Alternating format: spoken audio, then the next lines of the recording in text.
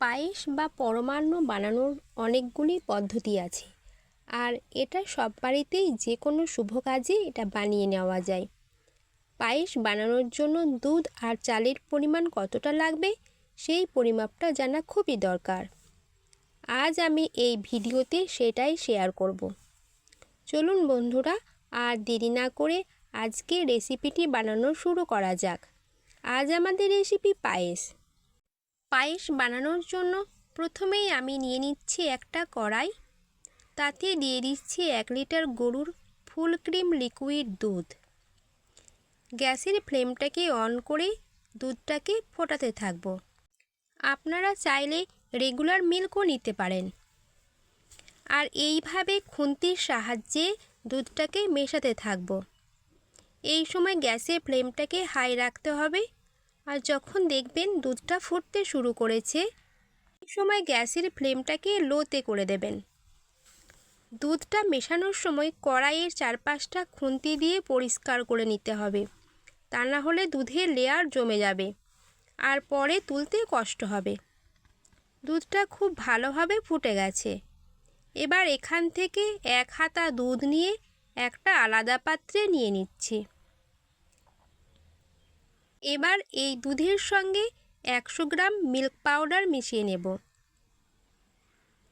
এবার এই দুধটাকে একটা সাইডে রেখে দেব। আবারও দুধটাকে জাল দিয়ে ঘন করে নিতে হবে। দুধটা আস্তে আস্তে ঘন হতে থাক। পায়েস বানানোর জন্য লাগবে গোবিন্দভোগ চাল। এই চালটা আমি ভালোভাবে ধুয়ে পরিষ্কার করে নিয়েছি। আর এখানে আমি 1 লিটার দুধের জন্য নিয়েছি 100 গ্রাম গোবিন্দভোগ চাল। আর এই চালের মধ্যে দিয়ে দিচ্ছি 1 চামচ ঘি আর 2টো তেজপাতা। চামচ দিয়ে চালটাকে ঘিটার সঙ্গে খুব ভালোভাবে মাখিয়ে নেব। ঘিটা দেওয়া থাকলে দুধের মধ্যে চালটা নিচে বসে যাবে না আর দলাও পেকে যাবে না। এবার দেখে নিচ্ছি দুধটা কতটা ঘন হয়েছে। আগের থেকে দুধটা অনেক ঘন হয়ে এসেছে। এবার এই দুধের মধ্যে দিয়ে দিচ্ছি ঘি দিয়ে মেশানো চালটা। চালটা দিয়ে খুব ভালোভাবে দুধের সঙ্গে মিশিয়ে নিতে হবে। এবার একটা বাটির মধ্যে নিয়ে নিচ্ছি কিছু কাজু আর কিশমিশ। এটাকে আমি জল দিয়ে খুব ভালোভাবে ধুয়ে নিয়েছি। এবার এগুলোকে কিছুক্ষণ জল দিয়ে ভিজিয়ে রেখে দেব। পায়েসটাকে ঘন ঘন এই সময় নাড়াচাড়া করে নিতে হবে, যেন কড়াইয়ের নিচে লেগে না যায়। এবার এর মধ্যে মিশিয়ে দেব আগে থেকে তুলে রাখা পাউডার মিল্ক মেশানো দুধটা। আবারও খুব ভালোভাবে নাড়াচাড়া করে নিতে হবে। এবার এর মধ্যে দিচ্ছি 3টি এলাচ। এলাচের মুখগুলো একটু খুলে নিতে হবে, যাতে দুধের মধ্যে এলাচের ফ্লেভারটা ভালো আসতে পারে।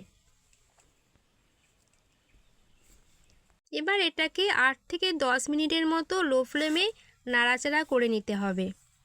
যখন দেখবেন চালটা সেদ্ধ হয়ে গেছে, তখন এর মধ্যে দিয়ে দিতে হবে চিনি। আমি এখানে 150 গ্রাম চিনি নিয়েছি, এটা এর মধ্যে দিয়ে দিচ্ছি। আপনারা এখানে চিনির পরিবর্তে মিষ্টি, গুড়, বাতাসা ব্যবহার করতে পারেন। আর চিনি দেওয়ার পর দেখবেন দুধটা একটু পাতলা হয়ে গেছে। আবারও খুব ভালোভাবে মিশিয়ে নিতে হবে। মেশানো হয়ে গেলেই এর মধ্যে দিচ্ছি সামান্য লবণ, যাতে মিষ্টির ব্যালেন্সটা ঠিকঠাক থাকে। আবারও খুব ভালোভাবে মিশিয়ে নেব। যখন দেখবেন পায়েসের ঘনত্বটা এরকম হয়েছে, তখনই গ্যাসের ফ্লেমটাকে অফ করে দিতে হবে। ঠান্ডা হয়ে গেলে ঘন হয়ে যাবে।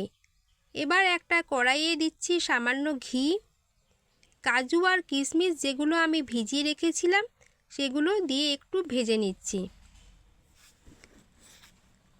কিশমিশ দেওয়ার পর আপনারা কখনোই পায়েসটাকে ফোটাবেন না, কারণ অনেক সময় কিশমিশগুলো টক থাকে, এতে দুধটা কেটে যায়। গ্যাসের ফ্লেমটাকে বন্ধ করে দেওয়ার পর কিশমিশটা দিয়ে দেবেন। আশা করি আপনাদের এই রেসিপিটি ভালো লেগেছে। আমার এই রেসিপিটি ফলো করে জন্মদিনে বা যে কোনো শুভ কাজে আপনারা একবার বানিয়ে দেখবেন। ভিডিওটি ভালো লাগলে চ্যানেলটিকে সাবস্ক্রাইব করার অনুরোধ রইল। দেখা হবে আবার লেটস কুকে নতুন একটা রেসিপিতে। ততক্ষণে ভালো থাকবেন, সুস্থ থাকবেন। ধন্যবাদ।